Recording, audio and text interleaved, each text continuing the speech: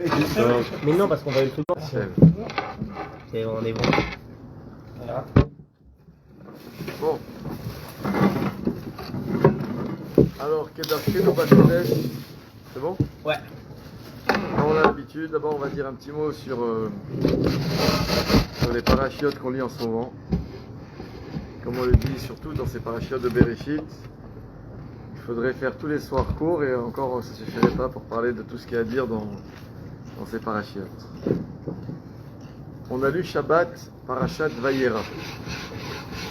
Vayera, c'est la paracha où on parle de 2-3 thèmes, on va dire, essentiels. Le premier, au début de la paracha, c'est la Achnasat Orchim d'Avraham Avinu. Avraham Avinu, il est malade. Il est le 3e jour après la Brit Mila, le jour le plus fatigant. Il n'est pas tout jeune. Et Avraham Avinu, il est à la porte de sa tente, dans l'espoir de pouvoir recevoir des invités. Et un Kadosh Baruch Hu, qui voit que c'est pas un jour où ça vaut la peine de le fatiguer davantage, il va faire sortir un soleil très fort, comme ça, il n'y a pas de gens qui se baladent dans la rue. Et Avraham Avinu, il ne cherche pas les dispenses. Avraham Avinu, il espère qu'il va quand même y en avoir. Et donc il va les chercher. Sauf, quand Hachem il voit comment Avraham Avinu il tient, alors Hachem il lui envoie 3 malachim, sous forme d'humains. Donc déjà, les chachamim font remarquer, c'est quand même intéressant, qu'à la base, tout ce qu'il voulait à Kadosh Baruch Hu, c'était soulager Avraham Avinu. Sauf, Avraham Avinu, il a eu et les invités et la chaleur. C'est vrai ou pas? Et je crois que son fils aussi était circoncis, non, le même jour. Ouais. Mais là, il n'est pas dans la paracha de l'Achnasat Orchim. Mais en tout cas, ça veut dire quoi? Ça veut dire qu'en fait, toute la vie, c'est comme ça.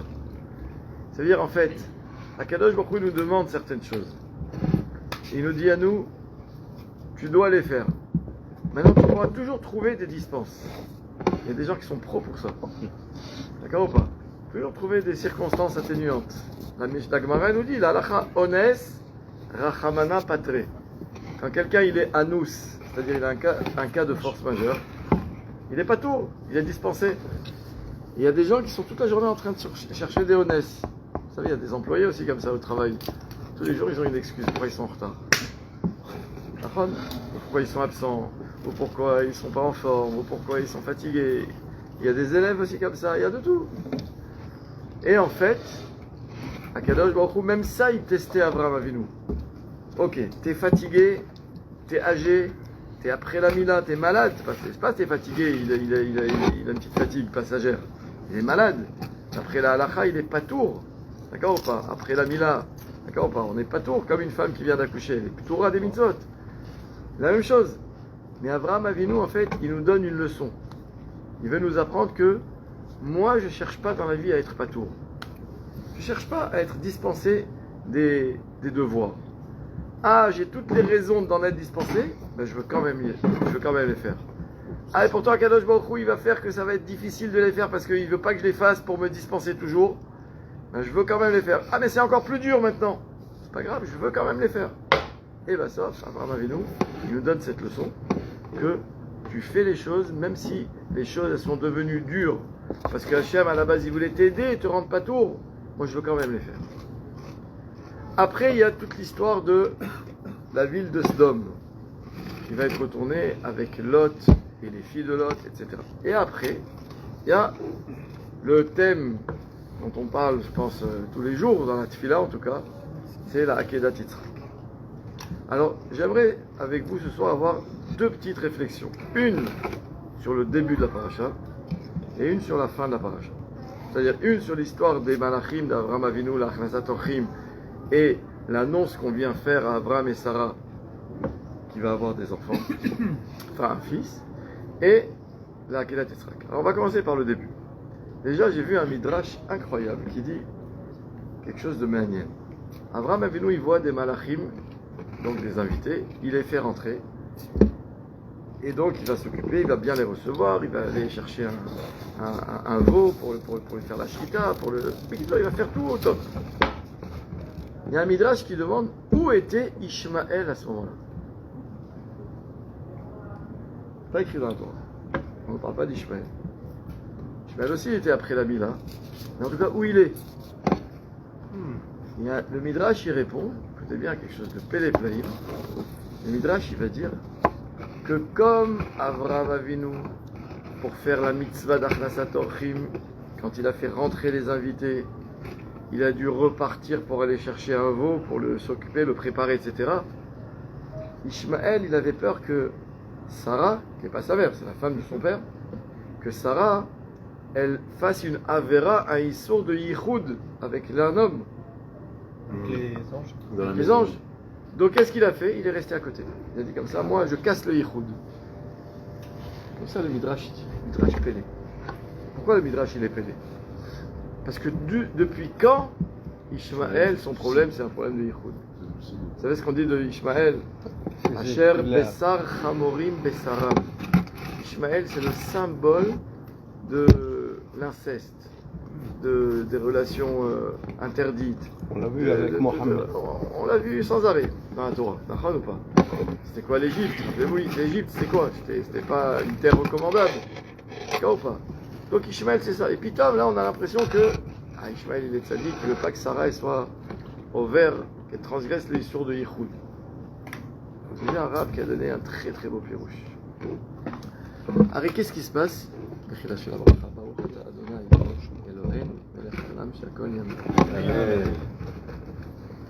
Qu'est-ce qui se passe quand une femme s'isole avec un homme? Elle devient potentiellement une sota. C'est quoi la sota? C'est dans Parashat Naso, c'est bien plus loin que ça, après Pessah qu'on lit ça. C'est une femme qui s'est isolée avec un homme. L'homme a un soupçon que peut-être sa femme l'a trompé avec cet homme. Il prend sa femme, il la conduit au Beth Amikdash chez le Kohen Gadol. Et il dit, voilà, ma femme, elle s'est isolée, il raconte toute l'histoire. Et le Kohen, il dit, ok, viens, on va vérifier. Et là, il y a deux options, de deux choses l'une. Soit la femme a fauté, et dans ce cas-là, la Torah, elle te dit, sur place, dans le Beth Amikdash, elle se désintègre. Elle explosait, mamash. C'était une scène insoutenable. Il y a même la Gemara qui demande, mais comment on faisait pour retirer son corps de là-bas et tout. Ça veut dire, elle mourait instantanément, dans des conditions atroces. Soit la femme dit vrai quand elle dit qu'elle n'a pas fauté, et il s'avère quand on vérifie que Béhémet, elle n'a pas fauté, la Torah dit là, la récompense, c'est que ce couple aura un enfant et un fils tzaddik. En fait, il y a un chacham qui veut lui dire la chose suivante. Quand Ishmaël y voit qu'il y a des hommes qui sont là, c'est pas que c'est des malachim, et que Sarah, elle est avec eux, et que Abraham il doit partir. Il dit maintenant, Sarah, elle est potentiellement une sota. Mais ça fonctionne. Mais le problème, non, il y a plein de couchottes là-dessus. C'est vicieux. Mais le problème, c'est quoi? Elle sera pas sota. C'est que si maintenant on va vouloir la vérifier, Arrête, elle va pas fauter, c'est une tzadékette, Sarah. Mais qu'est-ce qui se passe quand on vérifie que c'est une tzadékette? Elle va avoir un enfant. Or Ishmaël, il ne voulait pas de concurrent. Donc Ishmaël a dit, je ne dois pas laisser d'option que Sarah puisse avoir demain un enfant. Alors qu'il ne savait pas qu'en réalité, le malach, il venait pour annoncer d'après la naissance de Yitzhak. Ça c'était une parenthèse. Ishmaël, c'est de Hagar. Ishmaël, c'est de Hagar. Et elle a eu qu'un seul enfant. Et l'autre après. Ishmaël, Hagar. Oui. Top. Maintenant, qu'est-ce qui se passe quand le malach, il annonce à Abraham et Sarah que Ka'et Chaya vehine ben et Sarah ishtecha. La Torah elle nous dit Vesara shoma'at. La Torah nous dit Vatitzrak Sarah bekirba lemor. Sarah elle va rire en elle, pas en elle. C'est un rire qui s'entend. Bekirba, ça veut dire qu'elle a regardé ses entrailles, son corps en disant Achare veloti haitali edna. Est-ce que ce corps qui a maintenant 90 ans, il peut encore donner un enfant, il peut donner la naissance à un enfant. Vadoni Zaken, et on varie à l'âge qu'il a. Vayomer Hashem el Sarah, el Avram. Lamazet tzachaka Sarah lemor. Haïpale me Hashem davar. La moed ashuv elecha, etc. Akadosh Baruch Hu, il demande à Avram, pourquoi il rigole ça? Quoi, il y a quelque chose d'impossible pour Hashem? Haïpale me Hashem davar, c'est-à-dire est-ce qu'il existe une chose qui soit pas facile d'accès, qu'Hachem ne peut pas faire? Il n'y a rien comme ça. Et c'est pour ça que Yitzhak va s'appeler Yitzhak, parce que va Yitzhak Sarah. Yitzhak, toute la vie d'Yitzhak, c'est parce que Sarah, quand elle a entendu qu'on lui annonce qu'elle va avoir un enfant, qu'est-ce qu'elle fait? Premier réflexe, Bat Yitzhak. Donc l'enfant demain il va s'appeler Yitzhak. Il amène le tzrok. Le tzrok c'est quoi? C'est quoi le tzrok? Rachamim nous dit, le Maral il explique, c'est en fait quand arrive quelque chose d'inattendu. Même quand vous racontez une blague. Oui. Qu'est-ce qui fait rire dans la blague? C'est la chute de la blague. C'est-à-dire qu'en fait, tu me racontes un truc ok, et après, tout le monde éclate de rire. C'est en fait, je m'attendais pas à ça. D'accord ou pas? Ça veut dire que le tzrok, c'est ce qui, c'est le réflexe, si on veut, face à une chose pas prévue, qu'on pouvait pas imaginer. Pitomite. Pitomi, soudain. D'accord ou pas? Il a fait mal. Les Chachamim, ils viennent, ils nous disent, pourquoi cette notion-là qu'Akadosh Baruch Hu veut transmettre, arrête tout ce qu'Hachem il dit à Abraham et à Sarah, c'est pour les générations à venir. Pourquoi ça vient dans ce contexte-là? Et en fait, ils veulent nous dire un yesod. C'est que, en fait, comme Hachem va dire plus tard à Abraham Avinu, Ki beyitzrak yikare lecha zara. Ta descendance véritable, c'est celle qui va venir à travers Yitzhak, pas Ishmaël. À condition qu'Yitzhak soit à la hauteur. Mais en tout cas, c'est Yitzhak. Donc en fait, non seulement on annonce à Abraham et Sarah qu'ils vont avoir un enfant, mais qu'en plus, à travers Yitzhak, il va y avoir une descendance très très nombreuse. D'accord? Comme les étoiles, comme le sable. Ok. Maintenant, ça, au moment où on annonce toute cette perspective infinie qui n'existait pas dans l'esprit d'Abraham et Sarah, Akadosh Baruch Hu, il veut dire, mais attention, je veux que tu saches une chose, c'est que tes enfants à naître, quand je dis tes enfants, c'est-à-dire tes descendants à naître, demain, il faut qu'ils n'oublient jamais cette leçon. C'est qu'en réalité, ils sont eux-mêmes le fruit d'une attente pour laquelle on n'espérait plus. Abraham et Sarah, ils y croyaient plus avoir un enfant. La preuve, Vatitrak Sarah, elle-même, Acharé Veloti Aitalia Vadoni Zaken, il faut qu'Hachem lui dise à Ipalé, mais Hachem Davar, il faut qu'Hachem la corrige en disant quoi? Il y a quelque chose qu'Hachem ne peut pas faire. Sous-entendu, en ce qui te concerne, toi, Sarah ou Abraham, tu étais face à un mur, un obstacle, il y a une voie sans issue. Eh bien, les Chachamim veulent nous dire, quand on vient annoncer la naissance d'Yitzhak, la Torah veut nous dire, quand on annonce la suite d'Abraham, donc la naissance d'Yitzhak, on veut lui en même temps dire, tu sais qui c'est Yitzhak? Donc tu sais qui c'est Am Israël jusqu'à aujourd'hui? C'est celui qui vit au-delà des règles naturelles du monde. D'après les règles du monde, alors on serait comme Abraham et Sarah qui n'ont pas d'enfants. D'après les règles du monde, quand l'Iran attaque Israël, Israël est effacé de la carte. Et quand il y a toute l'histoire du Ham Israël, malheureusement, qui n'est pas toujours facile, il y avait toutes les raisons pour qu'Ham Israël n'existe plus. Émet ou pas? Et si on est là, c'est parce que nous, on est le miroir de cette phrase Haïpale me Hachem Davar. Et Chachamim veut nous dire, d'ailleurs, beaucoup de la Torah de Rabbi Nachman, elle sort d'ici. Cette phrase qui est reprise par les Breslev, En Yihush Baolam. C'est là. Abraham et Sarah, ils étaient dans un mahalach de Yihush. Ça y est, à cet âge-là. La preuve, Sarah, ce qu'elle dit. Il faut qu'Hachem lui dise En Yihush, il n'y a pas d'Yihush. Un juif, il n'a pas d'Yihush. Et il va naître Yitzhak. Ah, et si Bassof Hachem, il voulait donner un enfant à Yitzhak, il n'aurait pas pu le donner 20 ans avant, 50 ans avant. Pourquoi tu as besoin de me faire attendre tout ça? Alors, la Gemara nous dit Hachem mit'ave litfilatan shel tzadikim. Hachem, il attend, il aime, il se régale des tfilotes des tzadikim. Ok, mais à quel prix? Tu les fais souffrir pour ça? Tu les prives d'enfants pour ça? C'est quoi la tchouva?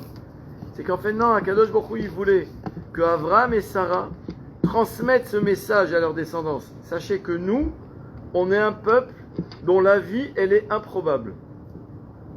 Nous, on va être une famille, demain des enfants et une grande descendance, tout à Israël, où d'après les règles de la vie, de la nature dans le monde, on n'a aucune chance d'exister. Et pourtant, Haïpale mais Hachem Davar, il n'y a rien qui ne soit pas faisable pour Akadosh Baruch. Vous savez, j'ai raconté qu'il y a un couple, il y a quelques années,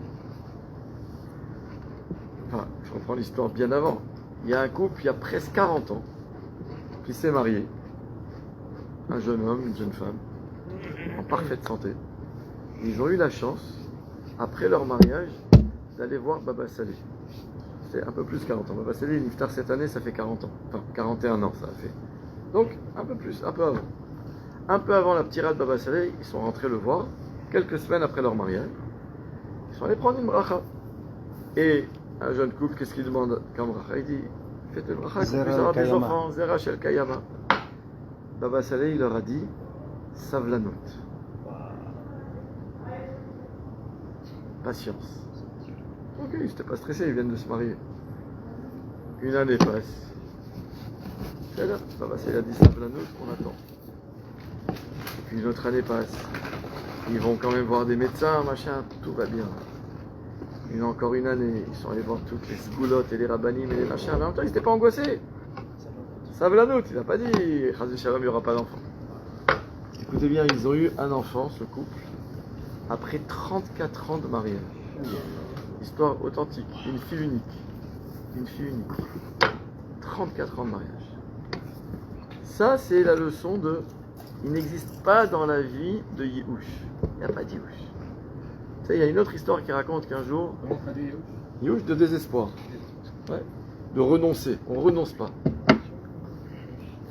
Il y avait un jour un couple, comme ça, marié depuis de nombreuses années, ils n'avaient pas d'enfants. Ils ont tout fait, tout ce qu'il faut. Et un jour, on leur a dit, il y a un grand spécialiste aux États-Unis, allez le voir, et c'est ou lui et ça marche, ou il n'y aura pas d'enfant. Il n'y a pas d'autre. Dans le monde, c'est le pont, etc. Ok.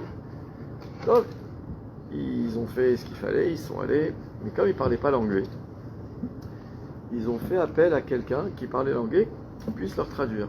Quelqu'un de là-bas, des États-Unis. Et puis, au fur et à mesure, comme ça, de tous les rendez-vous qu'il y avait, parce qu'ils ont vu le professeur, mais après, ils devaient aller faire toutes sortes d'examens, etc. Ça leur a pris quelques mois.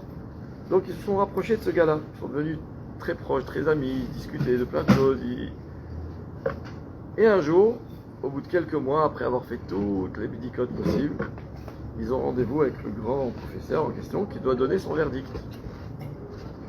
Ils y vont, accompagnés de leur ami là, qui est devenu déjà leur ami entre-temps. Et puis le professeur, il les regarde, il dit voilà, j'ai bien étudié votre dossier, j'ai vu tout ça. Regardez, aucune chance que vous ayez un enfant. Alors le gars qui est avec eux, qui leur traduit, il n'ose même pas leur dire la vérité. Qu'est-ce qu'il leur dit? Il leur dit, non, il est en train de dire qu'en fait, il est un petit peu pressé. Donc, il m'a expliqué, je vous expliquerai après. Et il coupe court au rendez-vous. Quand ils sortent, il dit non, le médecin il a dit, c'est pas évident, il faut continuer à prier, etc. Qu'est-ce qu'il peut leur dire? Il ne va pas leur dire, bon. Et ils se séparent. Et ils se remercient mutuellement, etc. Une heure après, le gars en question, l'interprète en question, il reçoit un coup de fil, il voit que c'est le mari qui l'appelle. Il dit, regarde, je profite d'être sans ma femme à côté. Dis-moi la vérité, j'ai senti que tu nous as caché quelque chose. Qu'est-ce qu'il a dit? Alors il essaye encore de se dérober, etc. L'autre il est un peu lourd, il insiste, etc. Bassef il dit rien, je te dis la vérité. Je voulais pas, j'avais pas le cœur à te dire, j'allais me mettre à pleurer, moi je me suis tellement attaché à vous. Le médecin il a dit, aucune chance. Quoi, il a vraiment dit ça, il dit, aucune chance, aucune raison d'aller retourner le voir. Aucune chance. Bon, il dit ok, très bien, merci, ok, Dieu est grand. Il raccroche. Une demi-heure après, il l'appelle de nouveau, le mari, qui téléphone à ce bonhomme. Il dit, ah, tu sais, j'ai oublié de te dire, je fais ce soir un sioum où j'ai invité des amis, des proches que j'ai connus ici, etc. Et comme tu fais partie de ces nouveaux amis qu'on a, j'aimerais que tu viennes. Il dit, ok, très bien. Il dit, ouais, c'est à telle heure, il donne l'adresse, à telle heure, viens, vraiment, ça me fera plaisir, j'insiste pour que tu sois là. Pas de problème, compte sur moi, je viens. Attends. Le gars, il arrive à l'heure convenue, il rentre, et puis le mari, il dit, regardez, voilà, j'attendais que notre nouvel ami soit là pour commencer, mais avant de commencer à faire le sioum, j'aimerais lui donner la parole. Le gars, je dis, j'ai rien préparé, qu'est-ce que... Il dit, non, il dit, je me demande un service. Dis à tout le monde, mot pour mot, ce que le médecin a dit aujourd'hui. L'autre, il rougit. Il dit, mais qu'est-ce que tu veux? Il comprend pas. Il dit, non, je dis, ça ne me gêne pas, c'est moi qui te le demande, tu dois m'obéir. Kol asher omer lecha balabait assez, fais. Et donc le gars, il est gêné, il commence, il raconte toute l'histoire. Tous les rendez-vous, tous les examens, et tac. La sentence est tombée aujourd'hui avec le verdict du médecin qui a dit, donc impossible d'avoir des enfants. Une fois qu'il a fini de parler, le mari dit, je vais vous dire, d'habitude quand on fait un sioum, c'est quand on finit une maséchet. Il dit, moi j'ai fini aujourd'hui une maséchet que j'avais ouverte il y a pas mal d'années, qui s'appelle Maséchet Ishtadlut. Ça veut dire faire le maximum de ce qu'on peut. Là, aujourd'hui, après ce verdict du médecin, j'ai fini avec la Ishtadlut. J'ai plus rien à faire, j'ai qu'une chose à faire, c'est me retourner vers Akadosh Baruch Hu. Et c'est ce qu'on a décidé avec ma femme. On va plus voir de médecin.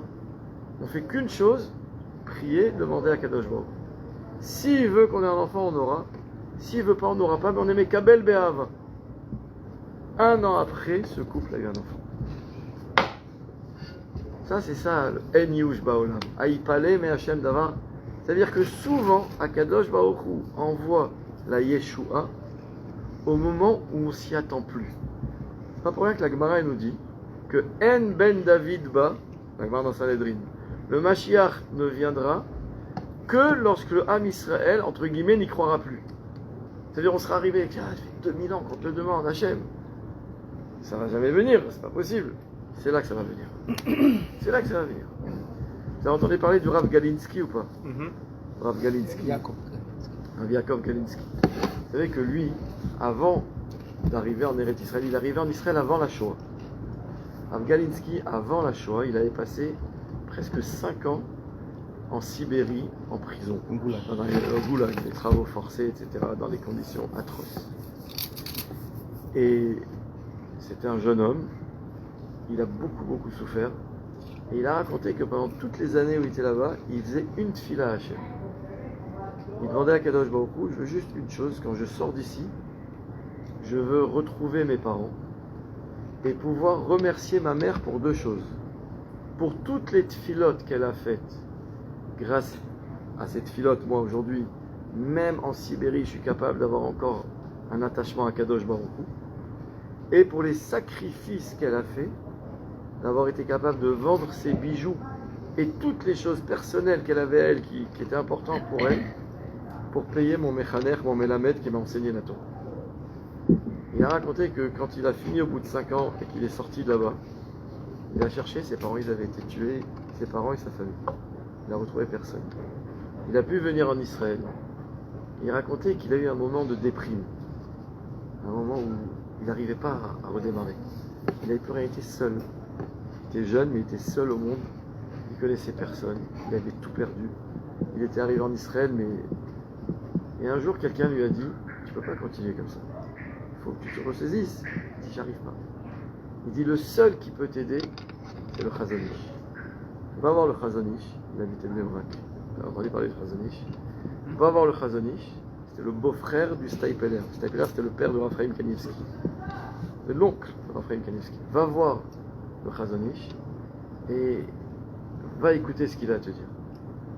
Bon, il va voir le Chazonish, il rentre. Le Chazonish, il écoute, il lui raconte toute sa vie. Le Chazonish, il dit, tu sais, je vais te raconter une histoire. Il dit, à l'époque, il y a pas mal d'années, il y avait un homme dont la parnassa, c'était d'aller une fois par an. Il allait à la foire, il empruntait de l'argent, il prenait toutes ses économies. Il y avait une grande foire dans la ville de Leipzig, ça s'appelait. Et il allait acheter la marchandise. Et en vendant cette marchandise, il avait sa parnassa pour toute l'année. Et grâce à ça, il arrivait à rendre l'argent qu'il avait emprunté pour acheter sa marchandise. Et ce qui lui restait, il rendait l'argent, il remettait de côté, il mangeait, et hop, et l'année suivante de nouveau. Il y avait une semaine de foire, une fois par an. C'était là-bas que, comme beaucoup, les gens ils faisaient leur parnassa de l'année comme ça. Et une année, comme tous les ans, il savait que la semaine en question approchait. Cet homme, il avait commencé à taper aux portes où il fallait pour emprunter un peu d'argent. Il avait mis de côté un petit peu d'argent. Et donc, il était en train de ramasser l'argent dont il avait besoin pour partir. Et il devait partir donc un lundi matin, prendre avec sa calèche là, qui devait l'amener là-bas. Et voilà que dimanche, le malheureux, il tombe malade. Il est malade, c'est-à-dire il a de la fièvre, il est au lit, il ne peut pas bouger. Et en même temps, il se dit, je peux pas rater ça. Mais je peux pas y aller dans cet état. Et il se dit, il prend des cachets, il dit, peut-être je vais me sentir mieux, que je pourrais quand même partir demain. Et il voit que plus la journée passe, plus la fièvre remonte. Enfin, aucune chance. En fin de journée, il n'a pas le choix. Il dit à sa femme, regarde, je t'ai jamais demandé ça, parce que c'est pas le rôle d'une femme. C'est pas la place d'une femme d'aller à la foire. Il n'y a pas beaucoup de femmes. Mais il n'y a pas le choix. Il faut, sinon, on ne va pas pouvoir nourrir notre famille une année entière. Comment... Donc il dit, voilà, tiens, prends tout cet argent. À l'époque, ce n'était pas la carte Visa ou les carnets de chèques. Prends un sac avec des billets, avec de l'argent. Il lui dit combien il y a d'argent. Il dit, regarde, tu sais la marchandise que j'ai l'habitude d'acheter. Tu vas à la foire, à tel comptoir. Tu vas essayer de trouver. Tu dois essayer un peu de négocier parce qu'ils essayent toujours de trucs. Bon, il lui explique un peu le boulot de commerçant. Et avec l'aide d'Hachem, tu vas réussir et tu reviens et j'espère que j'irai mieux d'ici là. Après, on vendra la marchandise, mais à la place que ce soit moi qui aille, c'est toi qui vas y aller. La femme, elle dit, Vada, il n'y a pas le choix, il faut y aller. Donc, c'est elle qui part le lendemain matin avec l'argent qu'elle met dans son sac. Elle rentre dans la foire, elle est un peu perdue au début, elle voit tout ça, les marchés comme ça, le monde, les cris, etc. Elle sent que c'est pas sa place, elle n'est jamais venue là. Elle finit par se rappeler comment son mari l'a expliqué, elle finit par rechercher la marchandise en question qu'elle trouve et elle s'avère être une bonne négociatrice. Elle arrive à ce qu'elle voulait, acheter la marchandise qu'elle voulait pour le prix que son mari lui avait dit d'obtenir. Donc tout va bien. Une fois que tout le monde est d'accord et que l'affaire doit se faire, ils sont en train d'emballer déjà la marchandise, etc. Le gars il dit ok, maintenant il faut me payer. La femme dit pas de problème. Elle cherche dans son sac, elle trouve plus d'argent. Elle cherche, elle retourne son sac, il est l'argent, il est l'argent. L'argent a disparu.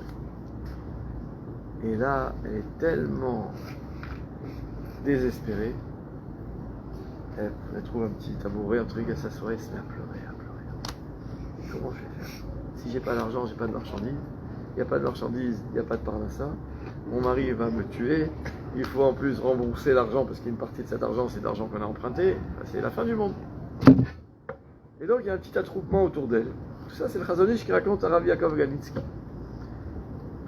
Un attroupement autour d'elle. Et là, quand on entend pourquoi elle pleure, il y a un des hommes présents qui dit « Attends, j'ai cru entendre quelqu'un qui est dans une autre allée derrière qui a dit qu'il a trouvé une somme d'argent. Bien, on va voir peut-être que c'est cet argent. » Donc elle se lève, elle le suit, ils vont là-bas chez ce quelqu'un. C'est un juif, c'est des juifs tout le monde. Et il lui dit, dis-moi, t'as trouvé de l'argent? Il dit, oui, bah voilà, regarde, cette dame, elle dit qu'elle a perdu de l'argent. Alors le gars, il dit, ok, mais... Simanim. C'est quoi les simanim? La femme, elle dit exactement, il était dans un sac de telle couleur, avec un ruban, enfin, avec un fil qui est un élastique de telle couleur, et il y avait telle somme, exactement. Le gars, il dit, Bédiouk, c'est exactement ça. Alors la femme, il dit, ah, merci Hachem, merci Hachem. Le gars, il dit quoi, merci Hachem? Il dit, ben merci Hachem, j'ai retrouvé l'argent. Il dit non. Il dit, il y a une halakha, c'est un perek Elou Metzivot. Quand on perd de l'argent dans un makom où il y a un tzibour comme ça, comme le marché. Alors, Miti Hashim, il y a Yéhouch. Donc il dit, t'as fait Yéhouch, la preuve c'est que t'as pleuré. Si t'as pleuré, c'est que tu savais bien que c'était perdu. Aucune chance de récupérer l'argent. La femme lui dit, quoi? C'est vrai que j'ai désespéré, mais en même temps, tu sais que cet argent il est à moi. Je dois nourrir ma famille. Il dit, mais moi aussi je dois nourrir ma famille. Si Hachem m'a donné cet argent, c'est que c'est ma part là ça moi aussi pour l'année. Il commence à discuter. Sauf il se met d'accord, on va voir le Rav. Le Rav, c'était le Rav Yitzhak Elchanan Spector, un Rav très connu. Ils vont le voir. Le Rav, il écoute l'un, il écoute l'autre. Et directement, il dit au mari, enfin à l'homme, il dit, rends-lui l'argent.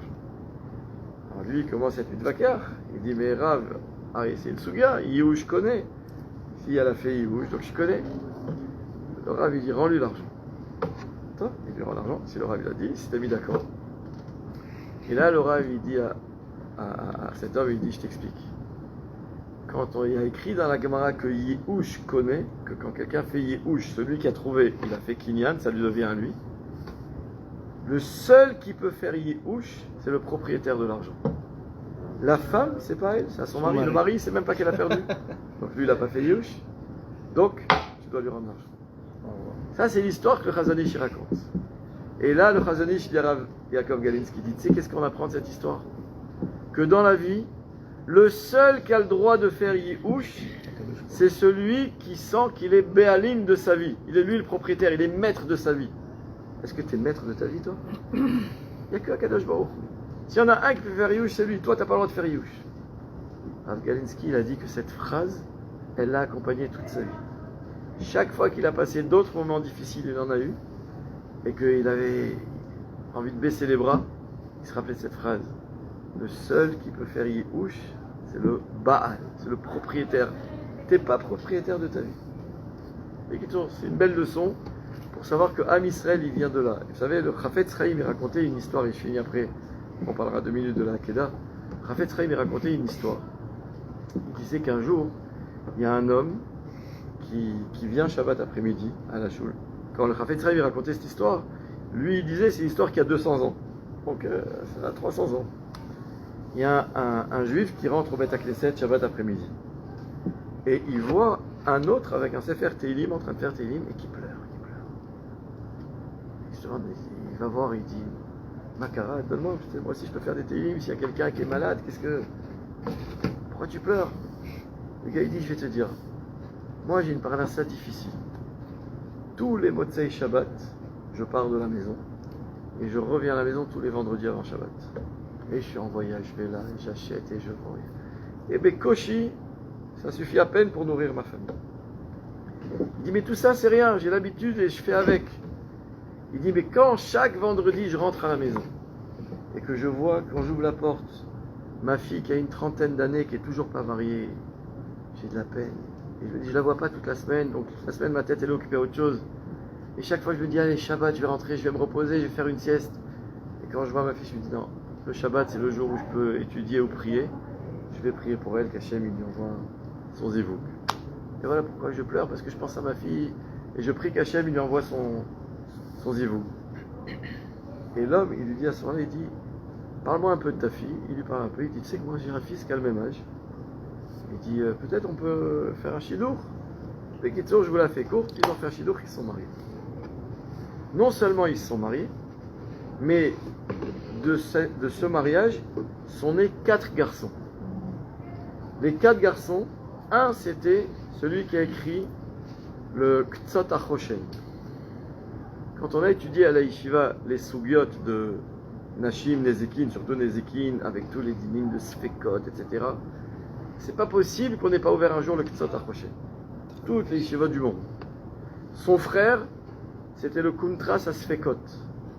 Même qu'un livre qu'on trouve dans toutes les Yeshivot dans le monde aujourd'hui, on ne peut pas étudier plein de Sugyot sans étudier ça. Le troisième, qui s'appelait Chaim, il a été plus tard le Rav de la ville où il est né. Et le quatrième, on dit de lui que c'était un grand Talmid Chacham, sans qu'il ait eu dans sa vie un poste, mais un grand Talmid Chacham. Le Chafetz Chaim, quand il racontait cette histoire, il disait, si Hachem, il voulait faire naître 4 Gdolim pareils, il avait besoin de le faire comme ça, mitor tsahar. Vous savez qu'est-ce qu'il disait le Chafetz Chaim? Un Yesod. Mais moi, depuis que j'avais entendu cette histoire, ça fait réfléchir. Chafetz Chaim, il disait, en fait, le Midrash, il dit en parlant des Avot et des Imaot, qu'Hachem it'ave l'itfilatan. Hachem, il aime les tfilot des tzadikim. Mais le Chafetz Chaim, il ajoutait, il disait, quand quelqu'un prie pour quelque chose, quelqu'un, il veut marier sa fille, quelqu'un, il veut guérir, quelqu'un, il veut la parnassa, il veut gagner au loto. L'autre. Akadosh Baruch Hu, il lui dit, mais moi, je peux comme ça répondre à ta tfila. Tu veux te marier? Tiens, ouais, je t'envoie une bonne femme, tu vas te marier. Et Hachem, il dit, mais moi, je veux pas que tu te maries pour te marier. Je veux que ta tfila, elle soit entendue et qu'elle soit au mieux du mieux possible. Et donc, Akadosh Baruch Hu, il dit, d'après les tfilotes qu'il a faites pour l'instant, je pourrais lui envoyer une bonne femme, ou lui envoyer un mari. Mais je veux que ce soit idéal. C'est quoi l'idéal? Que cet homme, il va trouver la femme parfaite qui lui convient. Et que de ça, ils aient la chance d'avoir des enfants, tzadikim, talmidei chachamim. Et ça, il faut encore des tfilotes. Imaginez maintenant, toi, tu veux gagner au loto. Tu vas au comptoir, tu vois qu'aujourd'hui, le premier lot, c'est quoi? C'est, je sais pas, 1 million de shekels. Attends quelques semaines où il n'y aura pas de gagnant, tu vas gagner 10 millions. Et toi tu dis, mais attends Hachem, j'ai besoin, pourquoi tu m'as fait attendre 2 mois, 3 mois, 6 mois, 1 an? Hachem dit, mais parce que je voulais pas que tu gagnes 50 shekels, je voulais pas que tu gagnes 1 million de shekels, je voulais que tu gagnes au top, donc je te fais attendre. Le Raphaël Israël il disait, quand on demande quelque chose à Kadosh Baruch Hu, il ne faut pas être déçu si on a le sentiment qu'Hachem ne nous a pas répondu. Au contraire, Hachem te dit, Kave el Hachem, Chazak v'yametz lebecha, ve'kave el Hachem. Tu pries, redemande et reprie. Mais tu as l'impression à un moment, tu te dis, mais combien je peux prier? Mais plus tu pries, quand Akadosh Baruch Hu il va te répondre au summum de ce que tu pouvais seulement, peut-être même pas rêver. Ça c'est un yesod. C'est ça le Haïpalé, mais Hachem Davar. C'est ça la naissance d'Yitzhak Avinu, qui vient en fait annoncer que le Ham Israël, il est né comme ça. Il est né quand on l'attendait plus. Yitzhak, il est né quand on l'attendait plus. Ham Israël,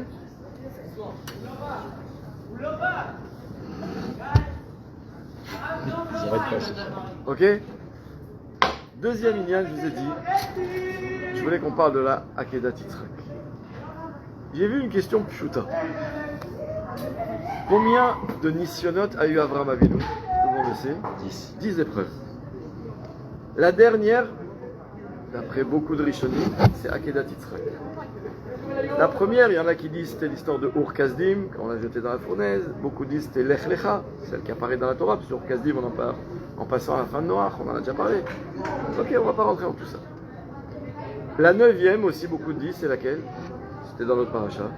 Quand Sarah, elle voit que Ishmaël, c'est une mauvaise fréquentation et qu'il veut faire du mal à Yitzhak, elle va voir Abraham et lui dit Garesh et ha'amazot ve'et bena, ki lo yirash ben ha'amazot im beni im Yitzhak. En 2 mots, je veux que tu dégages Ishmaël. Il y a écrit qu'Abraham Avinu, c'était la 9e épreuve. Et les Rishonim, ils nous disent, attention, les épreuves, elles ne sont pas juste dites dans la Torah par ordre chronologique, de la première à la 10e. Elles sont dites aussi par ordre de difficulté. C'est-à-dire que pour Abraham, renvoyer Ishmaël, c'était juste avant, en termes de difficulté, la Akedat Yitzhak. Qu'est-ce qu'il dit à Kadosh Baruch Hu Abraham? Kol asher tomar elecha Sarah shema bekola. Alors la question que j'ai vue écrite, vous allez voir qu'est-ce qu'il dit là-dessus, c'est Nifla. C'est pourquoi, dans tous les nisyonotes, Hachem il dit à Abraham le nisayon comme un tzivouy, lech lecha. Est-ce qu'Abraham Avinu pouvait discuter? Tu me dis, je vais. Kol asher tomar elecha Sarah shema bekola. Je ne vais pas le faire, j'écoute, tu m'as dit d'écouter, j'écoute. À condition que je veuille écouter Hachem. Mais je veux dire, si je décide d'écouter Hachem, Hachem, tu t'adresses à moi en m'ordonnant quelque chose. Lech lecha, shema bekola. Putain, quand il s'agit de la 10e épreuve, pas des moindres, la Akedat Yitzhak, Vayomer Hachem el Avram, Kachna et bincha et yichidecha asher ahavta et Yitzhak. Prends s'il te plaît. C'est quoi s'il te plaît? Depuis quand? Et Rashi le dit. Enna el alashon bakasha. Rashi dit pourquoi? Parce que Abraham Avinu, il aurait pu avoir des ta'anot. Il aurait pu dire, mais attends, il y a un problème. Tu m'as dit, ki be Yitzhak ikare le chazara. Que par Yitzhak, tu vas avoir une descendance. Et d'un autre côté, tu me dis, prends-le et tue-le. Comment ça marche? Qu'est-ce qu'il a fait Abraham? Il n'a rien dit. Donc c'est ça le kachna. Mais depuis quand Hachem, quand il s'adresse à un homme pour lui demander quelque chose, c'est un nisayon en plus, Hachem il lui dit, s'il te plaît, ça ne dérange pas. Lech lecha, allez hop, shema bekola. Ma korepo. Vous voyez la question quoi? En plus, je pose une question. C'est quoi le s'il te plaît? Qu'est-ce qu'il lui demande Hachem? Écoute ta femme. Non, là il dit pour la Akedat Yitzhak. Pour la Akedat Yitzhak, c'est que là qu'il a dit Kachna. Qu'est-ce qu'il veut lui dire? Il dit s'il te plaît. Harry Abraham, il peut avoir une ta'ana. Écoutez bien, je vais vous lire ce que dit le Ran. Le Ran, il dit ça, à part le Ran, ce qui est le pirouche à la chasse, il y a Drashot à Ran. D'accord? Dans une des Drashot, je vais vous lire ce qu'il dit. Mais avant ça, je vais vous dire un Midrash. Il y a un Midrash qui dit Enna ela lashon bakasha. Chaque fois qu'il y a écrit Na, c'est une demande, une requête, s'il te plaît. D'accord ou pas? Et le Midrash il dit comme ça Amar Rabbi Shimon Baraba Mashal le melech basar vadam. Il donne une parabole d'un roi qui a passé son royaume a eu plein de guerres, plein de combats. Ve'ayalo gibor echad ve'natzchan. Et ce roi-là, il avait une armée, et dans son armée, il avait un soldat qui, grâce à lui, gagnait toutes les guerres. Il était stratège, il était fort, il était intelligent, il avait toutes les qualités. Grâce à lui, tout se passait bien. Chaque fois qu'il partait en guerre, ça roulait. Le Midrash dit, Leyamim, un jour, Amda alav milchama chazaka. Un jour, le roi, il apprend qu'il y a un pays qui vient, l'Iran veut nous attaquer, c'est plus de la blague. Amarlo, il va voir son soldat en question, il lui dit, Bevakasha mimcha, amod li bemilchamazo. Il dit, s'il te plaît, là, c'est maintenant que tu dois faire tes preuves, tu dois gagner dans cette guerre. Pourquoi? Shelo yomru rishonot en bahem mamash. Parce que si tu gagnes pas cette guerre, non seulement on va devoir essuyer une défaite, ce qui est grave en soi, mais en plus tout le monde va dire, ah mais même les fois d'avant en fait ils ont eu un coup de chance, tu vois bien, il y a eu une guerre, ils ont perdu. Car Akadosh Baruch Hu Amar le Avraham, comme ça dit le Midrash. Pardon, c'est pas un Midrash, c'est une Gemara dans Sanhedrin. Hachem dit à Avraham, Nisiticha bekama nisyonot ve'amadta bekulan. Je t'ai testé dans plein de nisyonot, t'as tenu bon toujours. Arshav amod li benisayon ze. Tiens bon dans ce nisayon aussi. Shelo yomru en mamash barishonim. Pour ne pas que le monde puisse dire, ah tu vois, même Avraham il a craqué Bassov. Donc ça veut dire, ok, il a tenu une fois, deux fois, 9 fois. Et ça veut rien dire, tu vois bien. Quand tu fais tomber quelqu'un Bassov, ça remet en question toutes les victoires précédentes. Et là, les Mefarshim, ils disent, je comprends pas pourquoi. Et si Abraham, il n'avait pas réussi, il n'avait pas été à la hauteur pour le Nissan de l'Akedah, en quoi ça remettait en question, en cause, je veux dire, les 9 premiers Nissionotes? Je comprends pas. Et en plus, qu'est-ce qu'il y avait de tellement dur pour Abraham Avinu quand Hachem, il lui dit, je suis là, c'est moi qui te le demande. Alors ok, Badaï, c'est son fils. Mais on a vu, Abraham, il était prêt à se laisser jeter dans la fournaise à l'époque de Nimrod. Ça, c'était que la première épreuve. En plus, il faut savoir que quand Hachem, la Torah nous raconte comment il a pris le couteau. Comment il s'appelle le couteau dans la Kedat Yitzhak? Ma'achelet. Vaikach et Ma'achelet. Rashi cite l'ivray Chazal, qui dit pourquoi ça s'appelle Ma'achelet. Un couteau, c'est Sakin. Il a écrit que tout ce que Ma'achelet, c'est l'Eichol, la chaîne l'Eichol. Il veut dire tout ce que Am Israël jusqu'à aujourd'hui mange, Ba'olam Hazeh, c'est-à-dire il profite, tout ce qu'Hachem lui donne de bien dans ce monde-ci, c'est par le mérite de la Kedat Yitzhak. Qu'est-ce qu'il y a tellement dans la Kedat Yitzhak? Alors regardez ce que je vais vous dire maintenant, ce qu'il dit Loran. Je vais vous lire dans les mots parce qu'il est nifla. Amaase ayoter gadol vayoter achok me'ateva. L'acte le plus grand et le plus surnaturel. Huma she'asa Avraham Avinu alav shalom ba'kedat Yitzhak. C'est ce qu'a fait Abraham au moment de la Kedat Yitzhak. Écoutez bien le lachon. Ki lo haya nimshach lo onesh klal im lo ya'akdenu. Parce que si Abraham avait refusé de faire la Kedat Yitzhak, Hachem il n'aurait pas puni. Il risquait rien, Abraham Avinu. C'est-à-dire, pourquoi? Ki lo tzivahu Hachem idbarach shemo. Parce qu'Hachem il n'a pas ordonné. C'est pas comme lech lecha, shma bekola, c'est pas un tzivouille. Et en plus, Hachem lui a dit Ki beyitzrak ikare lechazara. Et on voit, il y a écrit Kachna. Et Na, c'est la Shon Bakasha. Alors qu'est-ce qu'Hachem a demandé à Abraham Avinu? Écoutez bien ce que nous dit le Ran. Sheher alo akadosh baruch hu. Hachem a montré à Abraham Avinu. Sheyitav be'enav im yimchol Abraham alavtachato ve'yaakod beno. Écoutez bien en fait ce qu'il demande Hachem à Abraham. Il lui dit, regarde, c'est vrai que je t'ai fait une promesse que tu auras une grande descendance par Yitzhak. Mais j'ai un service à te demander. Est-ce que tu es prêt à être mochel sur cette promesse? Maintenant que j'ai fait cette promesse, je suis engagé avec toi. Donc si je suis engagé, je ne peux pas te demander de le tuer. Mais si tu m'aimes, ça me ferait plaisir que tu sois mochel sur cette promesse. Comme ça, il explique le Ran. Et il nous dit, Velu aya Avraham meshivo. Et si Avraham il avait répondu à Hachem, mais comment tu veux que je fasse ça? Arrête, tu m'as promis un enfant. L'oner shavlo avon, ça n'aurait pas été considéré comme une faute. Velo yasigenu onesh, il n'aurait pas eu de punition. Ve'afal pichen, le godel ahavato et Hachem idbarach, Matza et levavo la'akod oto. Mais- Kedei sheyaseh chafetz Hashem yitbarach levad. Et à part ça, il avait prédiqué toute sa vie, et, au contraire, de pas les karev et tabanim la molech. Bediuk, nachon. Donc c'est allé contre tout ce qu'il a dit toute sa vie. Total. Hachem, il lui dit, je te demande un service. Entre toi et moi, maintenant, une promesse, ça engage.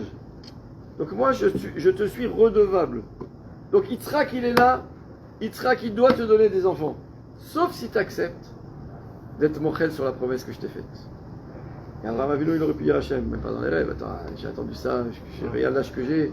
Après tout ça, s'il te plaît, sois sympa. Hachem lui dit, ok, pas de problème. C'est là. T'es pas obligé.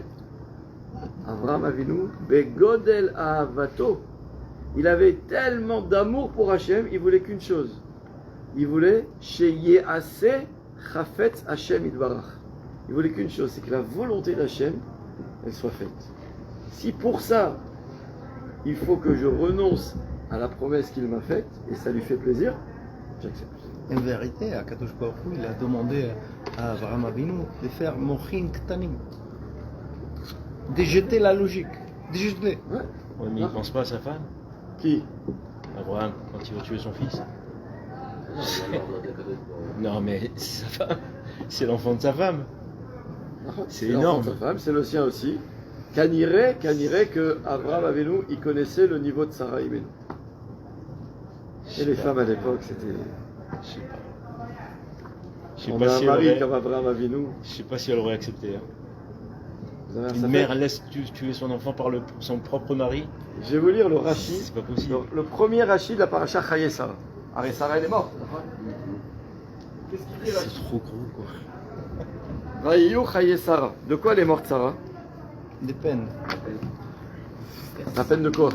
De peine qu'il n'était pas accepté comme Ola. Écoutez bien la chant de Rashi. Vaïyu Chaye Sarah. Donc là, je vais y arriver. Voilà. Elle aurait été pour, ça veut dire.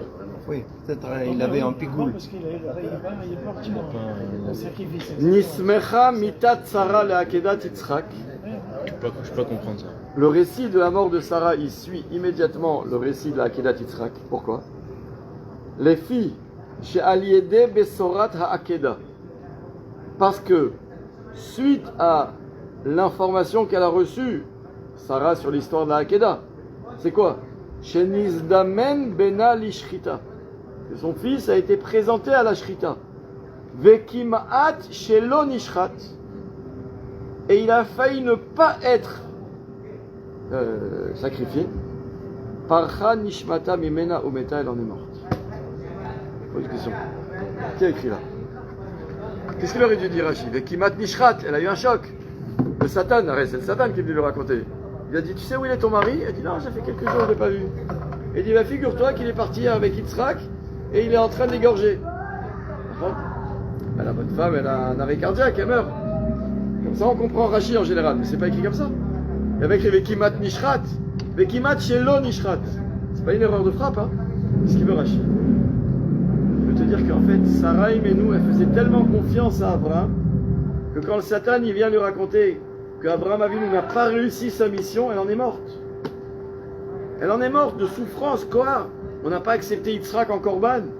Abraham Avinu, il n'a pas réussi à faire ce qu'Hachem lui a demandé, il n'a pas eu la force. C'est ça que le Satan lui raconte, il te rend compte? Hachem, il vient demander à Abraham de lui donner Yitzhak. Abraham, il va jusqu'à là-bas. Et il arrive là-bas, et il n'a pas fait. Sarah, elle meurt. Quoi? Mon mari, il n'a pas été à la hauteur? Vous savez quoi? C'est le monde à l'envers. Il n'y a pas le digne de tu ne tueras pas de toute façon. Mais qui a dit tu tueras pas? C'est Hachem. Bah justement. Et qui a dit de tuer? Justement. C'est Hachem. Justement, Mais- c'est... Malassos, Malassos. Mais prends en compte que Alors, c'était alors, pas on peut commun dire, de faire des sacrifices avant, comme il a dit, il y avait des sacrifices tueras de point. Avodazara.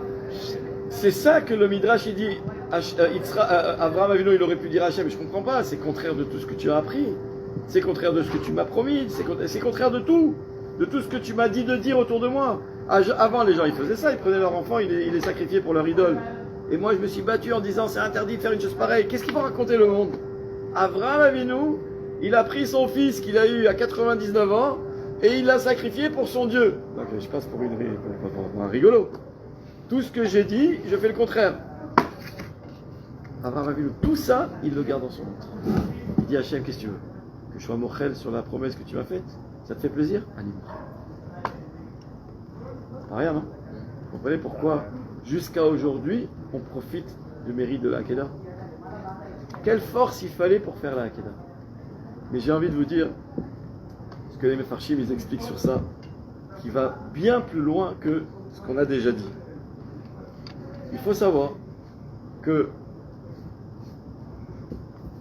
il y a plusieurs raisons, il y en a 2, 3, qui font penser au Chachamim que l'histoire de la Hakeda Yitzhak, c'était pas que un événement ponctuel de la Hakeda Yitzhak. C'est-à-dire aujourd'hui, Abraham il a telle épreuve, on va voir est-ce qu'il va être à la hauteur ou pas.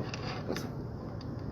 Abraham Avinu, il savait, et vous allez voir la preuve, que tenir bon dans cette demande d'Akadosh Baruch Hu de prendre Yitzhak en Korban, c'était en fait la préparation pour la descendance d'Abraham qui arriverait, on ne sait pas comment, puisqu'il faut le tuer Yitzhak. Mais Abraham Avinu ne pose pas de question. C'était préparer, écoutez bien ce que je vais vous dire, la Géoula à Atik. Toute la Géoula, elle dépend si Abraham va oui ou non faire ce qu'Hachem lui a demandé. Regardez la première preuve. Qu'est-ce qu'il a fait Abraham Avinu le matin? Vayashkem Abraham Baboker. Qu'est-ce qu'il a pris? Il a pris son âne. Vous savez, dans Sefer Shimon, La réalité. il y a écrit que Moshe Rabbeinu, quand il était chez Yitro, et qu'Hachem il a envoyé en Mitzrayim pour aller sauver les biens d'Israël, d'accord, il est descendu en Égypte, il a pris Zipporah, sa femme, et il a pris ses 2 fils, en chemin, c'est là qu'il va leur faire la Brit Mila. Il y a écrit comme ça, Vayarkivem al Hachamor, il les a pris à Dodan. Rashi sur place, il cite la Gemara qui demande pourquoi c'est écrit Vayarkivem al Hachamor. C'est le même Khamor. Ha-Chamor, ça désigne, c'est d'accord, c'est démonstratif. Rashi dit, parce qu'on ne parle pas de n'importe quel âne, Hu ha-Chamor ha-Meyuchad. Et Rashi ajoute, c'est le Chamor qu'Avraham Avinu a pris pour aller à la Hakedat Yitzhak, et c'est l'âne qui servira au Mashiach pour venir annoncer la Géoula au Bnei Israël. Ce qui est écrit Ani, avec un Aïn, Verochev al-Chamor. Comme ça, il sera le Mashiach. Déjà, première preuve, on voit que ce Hamor, quand Abraham Avinu il le prend, il prépare déjà le Hamor du Mashiach. En passant, il y aura aussi Moshe Rabbeinu qui va ramener sa touche à lui. Très bien. Maintenant, qu'est-ce qu'il y a écrit après? Parce que j'ai une autre question à vous poser. Dans tous les nisyonotes d'Abraham Avinu, Hachem il dit Abraham lech lecha. Qu'est-ce qu'il fait Abraham? Il y a écrit comme ça. Vayelech Abraham kasher diber elav Hashem. Tu m'as dit d'aller, je suis parti. Pas une fois on va voir, ni dans les Midrashim, ni dans la Torah, que ça a été dur pour Abraham. Alors, quand je dis que ça a été dur, ça veut dire quoi? Pas d'accord que c'était dur, c'était un Nisayon, c'est un Nisayon. La Sheila, c'est est-ce que ça a été dur parce que c'était dur, ou bien est-ce que ça a été dur parce que le Satan, il a essayé de l'en dissuader? Jamais on a vu le Satan entrer en scène. Hachem lui dit lech lecha. Il y va. Dans la Hakedat Yitzhak, vous savez ce qu'il dit le Midrash? Le Midrash il dit comme ça que quand Abraham Avinu, il est parti le matin avec ses, il était accompagné de qui? Il avait Yitzhak, il avait Eliezer et Ishmaël, chez Nen et Arav, d'accord ou pas? Il a écrit comme ça que le Satan, il est apparu à Abraham comme un vieil homme, en lui disant, moi je te comprends, on a le même âge, on a peut-être la même vie, mais ton fils que tu as eu à l'âge de 100 ans, c'est bien que tu ne pourras plus en avoir d'autres. Ça n'arrive pas tous les jours, des miracles. Tu vas le prendre et tu vas le tuer. Qu'est-ce qu'il lui dit à Abraham? C'est le Satan qui parle. Il dit, allez, pousse-toi, laisse-moi passer, arrête tes histoires, je sais qui tu es, je t'écoute pas. Il a écrit le Midrash, il dit qu'à ce moment-là, le Satan, il se déguise en jeune homme. Et là, cette fois-ci, il va voir Yitzhak. Il dit, dis-moi, t'es jeune, t'es fort. Tu comprends pas que le vieux, il a perdu la tête, là? Et tu te laisses faire, il va t'attacher, il va te sacrifier. Et allez, c'est bon, c'est le moment. Tu peux encore te sauver. Ne l'écoute pas, il est devenu fou, le bonhomme. Yitzhak, il dit, arrête tes histoires, tu crois que je sais pas qui tu es. Allez, pousse-toi. Et il continue.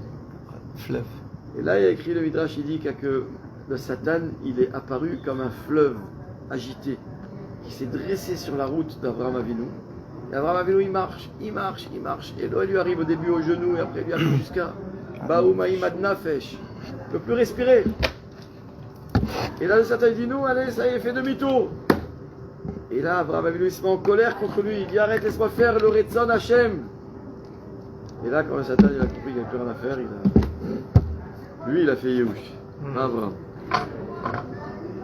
Pourquoi dans les autres missionnotes, le Satan, il se mobilise pas comme ça? Là, il a mis tout ce qu'il fallait. Hein. Il a mis Le paquet. il a mis le paquet. Et Foaïta, pourquoi tu n'étais pas là pour à Nimrod là-bas, dans le Kifshan? Quand il a dit renvoie Sarah, c'était dur pour lui. Il fallait l'empêcher. Le Satan, il laisse faire. Makorepo.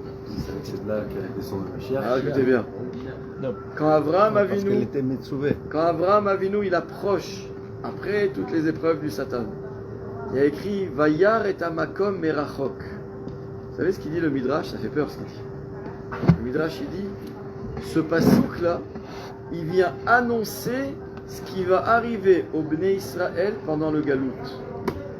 Pendant 2000 ans d'exil, on sera dans le monde entier et tout ce qu'on pourra voir du Beth Amikdash c'est Merachok. On ne pourra pas y aller juste. On ne pourra pas approcher.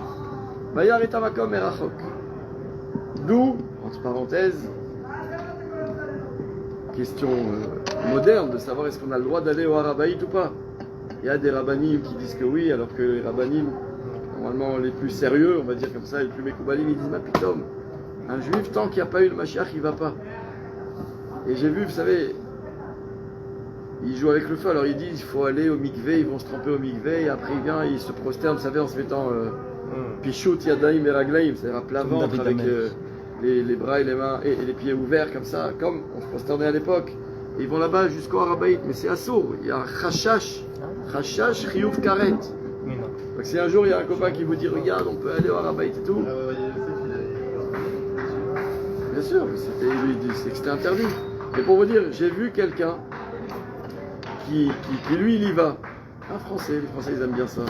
Ce qui est un peu exotique, d'accord? Avec régularité, il va régulièrement. Ah, c'est vrai, il y va. Lui, il y va très souvent. Quand vous dites il y va, c'est-à-dire dans le, vous savez, dans l'esplanade, On n'a même pas le droit. C'est interdit, pas parce que. Pas de la loi. Par la loi israélienne. Là-bas, mais même là-bas, il y a des endroits interdits. C'est eux qui essayent, vous savez, chaque fois, chaque année avant Pessah, ils essayent de rentrer en cachette un agneau, un mouton pour faire là-bas le Korban Pessah.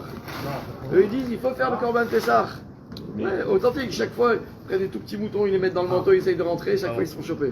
Mais Tartin CHM qui ne voulait pas qu'il meure aussi. C'est le mouton qui fait. Ah, c'est la base de la base.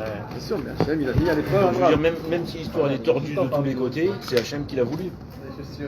Tout c'est Hachem qui a voulu. Et au final, ici le sujet c'est Abraham Avinu avec son épreuve. Écoutez bien, ce bonhomme, qu'est-ce qu'il a écrit? C'est quelqu'un qui m'a envoyé la photo de son statut à ce gars-là. Il a écrit comme ça, il a mis une photo de religieux qui écoutent genre Rav Ovadia, etc., avec un âne au kotel, et lui, genre qui se trouve sur le Harabaït. Et qu'est-ce qu'il a dit? Chez vous, lachem po imachamor, vani ve'anar nelchadko ve'nishtachave ve'nashuva alechem. Et comme ce qu'il a dit à Abraham, restez là, il a dit à Ishmael Eliezer. Mais vous vous rendez compte? Après, comment ça va? Ça veut dire que après, tu veux dire que celui qui obéit à Rav Ovadia Yosef, tu l'appelles comme Ishmael Eliezer. Chez vous, lachem po imachamor. Et là-bas, qu'est-ce qu'il dit? Rachid po imachamor. Ah, ma meshulim la chamor. Vous qui ressemblez au chamor, en parlant à Ishmael, restez là. Je ferme cette parenthèse. Mais le Midrash, il dit que quand il écrit Vayar et Amakom et Rachok, c'est que pendant 2000 ans d'exil, Am Israël, il sera comme ça. Vayar et Amakom et Rachok. Et quand il y a écrit que il va dire Abraham Avinu, je vais sur le Har Moria, il y a écrit qu'en fait, que quand il leur dit chez vous, la chempo imachamor, il a voulu dire en fait, ce que je vous demande, à Ishmael et Eliezer, sachez que le Hamor, c'est quoi? C'est la Géoula qui arrivera, parce que le Hamor, c'est le Hamor du Mashiach. Donc il leur dit, chez vous, la chempo imachamor. Il dit, tant qu'on est Begalout, alors le Hamor aussi, il est en Galout. Mais, un jour viendra où Akadosh Baruch Hu, il nous demandera de venir. Et il veut dire que ça aussi, c'est un annonciateur de la Géoula Atida. Donc on voit plein de signes où on voit que toute l'histoire de la Hakeda, c'était en fait l'histoire du Mashiach, de la Géoula. Et évidemment, la dernière preuve que les Sfarim y rapportent, c'est qu'après, qu'est-ce qui s'est passé? Regardez encore une fois un Maasé Satan. Quand Bassof, Hachem, il a dit à Avram, Al tishlach yadcha el hana'ar, al ta'aslo me'uma. Avram Avinu lui a dit, attends, je me suis préparé, je ne peux pas rester sans rien faire. Alors il dit, ok, je vais faire la shrita à un mouton. Mais il n'y avait pas de mouton. Et là, il écrit, Ve'ine ha'il achar nechaz basevach bekarnav. Il y avait un ha'il, un bélier qui arrivait, mais qui s'était embourbé dans les ronces, ses cornes. Et en fait, il a écrit pourquoi c'était comme ça. Ça aussi, c'était le Satan. Le Satan, il voulait que même ça, Abraham Avinu ne puisse pas le faire. Alors il a fait qu'il se prenne les cornes dans les branches. Mais il a écrit comme ça, que quand Abraham Avinu Bassof, il l'a démêlé de là-bas, il l'a fait venir, Bassof, il a fait la shrita. Le Midrash, il dit que rien de ce mouton, de ce haïl, de ce bélier, rien de ce bélier n'a été gaspillé. Il y a écrit que la peau du bélier, c'est ce qui fera demain la harpe de David Amelech. Les guidim, les nerfs, c'est ce qui seront les cordes de sa harpe. Les peaux, c'était pour les tentures du Beth Amikdash. Tout a été recyclé. D'accord? Pas que dans tout ce qui va annoncer la Géoula. Et il y a écrit qu'il avait deux cornes, le bélier. La corne gauche, qui est plus petite que la corne droite, a servi au moment du matin de Torah, puisqu'il y a écrit que c'était Bekol à Shofar. Et la corne droite, c'est ce qu'on dit dans la Tfila Rosh Hashanah, Ve'aya bayom haou, yitaka beshofar gadol. C'est quoi le shofar gadol? C'est la grande corne, la corne droite du bélier de Avraham Avinu. Donc en fait, tout ça, c'est quoi? C'est la Géoula Atida. Alors à partir de là, les Chachamim veulent nous dire les choses suivantes. Ils veulent nous dire que Avraham Avinu, en fait, il savait que toute l'histoire de la Akedat Yitzhak, c'était pas que genre un Isayon ponctuel. Comment il a compris ça? Parce qu'il a compris comment le Satan se dressait. Or, qu'est-ce qu'il y a écrit dans la Gemara? Pourquoi le Satan était tellement acharné là? Parce que la Gemara nous dit qu'à la fin des temps, Akadosh Baruch Hu, il prendra le Satan et il lui fera la shrita. Ça veut dire qu'en fait, le Satan, il sait que la Akedat Yitzhak, c'est ce qui annonce la venue du Mashiach, c'est ce qui annonce sa fin à lui. Donc quand il voit qu'il risque de finir, de disparaître, alors là il met tout en œuvre pour essayer de freiner ça, d'arrêter ça. C'est pour ça qu'on le voit s'acharner pour pas laisser Abraham Avinu avancer. Et là on va tout comprendre maintenant. Vous savez, il y a une Gemara qui nous dit comme ça. Gadol mi she metzuve veose, mi she'eno metzuve veose. Qu'est-ce qu'elle veut dire cette phrase? Quelqu'un qui fait les choses parce qu'il est obligé est plus grand que quelqu'un qui fait les choses sans être obligé. Ça vous semble logique ça? Tu pourrais dire, attends, imagine maintenant, je t'oblige à donner 100 shekels à la tzedaka. Et tu les donnes parce que sinon tu vas te prendre une baffe. Et tu dis, tu vois quelqu'un qui vient, tu dis, ah tiens, prends 100 shekels. Qui a plus de mérite? Celui qui t'a obligé ou l'autre? Deuxième. Et pourtant la Gemara nous dit, plus grand est celui qui est metzouvé et qui fait, que celui qui n'est pas metzouvé et qui fait. Vous savez ce qu'on dit? Ça, pardon, cette Gemara, on la ramène chaque fois, c'est classique dans les drashot quand il y a un bar mitzvah. Non, c'est la Brit Mila. Quoi? Par rapport à Avraham Avinu, parce qu'il faisait toute la Torah, mais il a attendu être metzouvé de faire la Brit Mila pour la faire. Et Chachamim, il dit ça. En général, c'est un bar mitzvah, on lui dit, sache que maintenant tu vas avoir plus de mérite. Parce que tout ce que tu as fait jusqu'à maintenant, tu faisais la bracha avant de manger. Tu faisais tes tzitzit le matin, tu faisais la tefila le matin, il faisait tout le bar mitzvah. Quand c'est quelqu'un qui a grandi dans une maison de Torah, il mangeait kasher, il faisait Shabbat. Donc qu'est-ce qui change fondamentalement dans sa vie? Rien, il continue à faire la même chose. Sauf que jusqu'à maintenant, tu n'étais pas metzouvé. Maintenant, tu es metzouvé. Par contre, ça a plus de mérite. Pourquoi, comme tu as dit? Parce que quand quelqu'un il est metzouvé, il a un yetzer hara qui essaye de le freiner.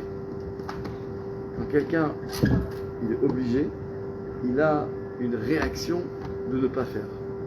Donc quand maintenant quelqu'un il est volontaire, bénévole, il a envie de lui-même.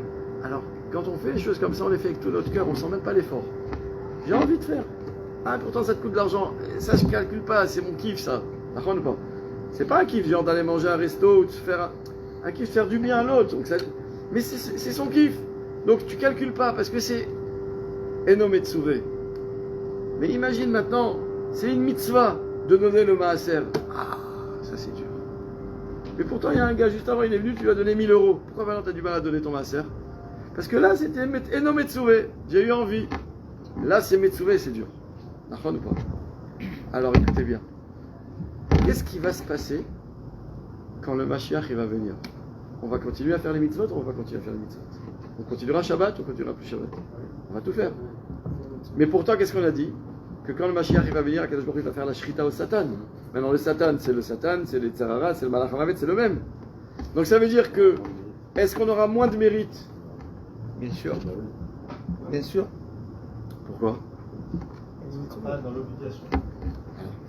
Les Chachamim veulent nous dire, Akadosh Baruch Hu, Berov Chasadat, écoutez bien, il y a écrit que quand Avraham Avinu, il a dit à Hachem, tu me demandes d'être mochel sur la promesse que tu m'as faite, que j'aurai une descendance, je suis prêt à le faire à une condition.